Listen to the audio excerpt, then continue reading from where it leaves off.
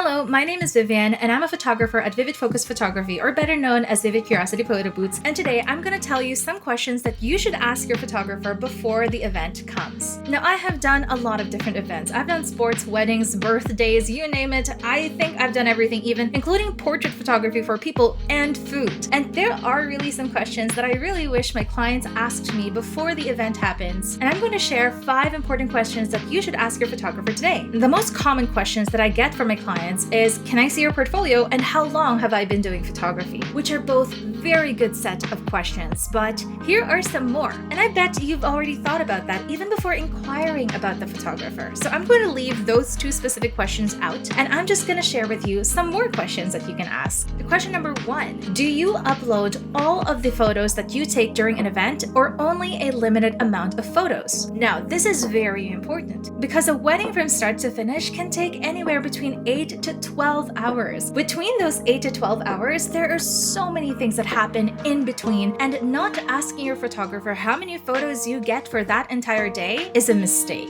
Now, I know you read the contracts, and probably the photographer has already answered this in your contract. But most packages will say how many photos, 250 photos, 300 photos, but how many of those photos come before the wedding, during the reception, and during the dancing? And that's something that each and every photographer has their own process of. And I think you should be knowing how many photos do you get out of each event happening in your entire day. Because to be honest with you, a 2 to 4 hour reception could easily dominate a 250 picture album. And maybe you want more of your church photos rather than your reception photos. And knowing what number you get for each event matters. And by asking this, your photographer will learn so much more about you. Sometimes photographers are just more keen to take photos of the dancing, and maybe they're just wired towards the fun and the singing and the speeches rather than church photos. And some photographers lean more into the church photos. Every angle, every flower girl, every person who shows up at the altar will get their own photo, and maybe 10 photos are dedicated to you and your spouse only. And maybe that's something that you don't want, and you want more of the reception photos. Now, here at Vivid Focus Photography, we deliver the entire album from start to finish. We don't really set a number, so you don't have to choose which ones are best. We deliver the entire gallery from start to finish. It doesn't even matter how many photos we take, you're going to receive them all, unless you tell us that we can handpick, or we can work on the handpicking of the photos together. Question number 2 that you should be asking your photographer: how do you describe your editing style? The thing about photographers is we base our editing style on the vibe of the couple that we talk to. Actually, I wouldn't say this about every photographer. Some photographers really have their own signature look, but me specifically, when I talk to the client, I listen to what they like. I look at the portfolio that they saw in mine that captured their eyes the most and ask them, is this the color grading that you want? Or maybe they don't want color grading at all. I have seen countless couples that are so disappointed with their pictures because they said it's too dull, it's too airy, it has no color. Whereas another couple wanted that exact coloring, but the photographer delivered something in more contrast. So you asking your photographer directly what type of editing do they do will help your photographer learn that you have a specific style that you want. Number 3, how many photographers are they going to be in your event? Knowing the number of photographers will be a very important question, because if you're looking at the portfolio, how do you know that if this is the photographer you're talking to, or if this is the second shooter that they're hiring?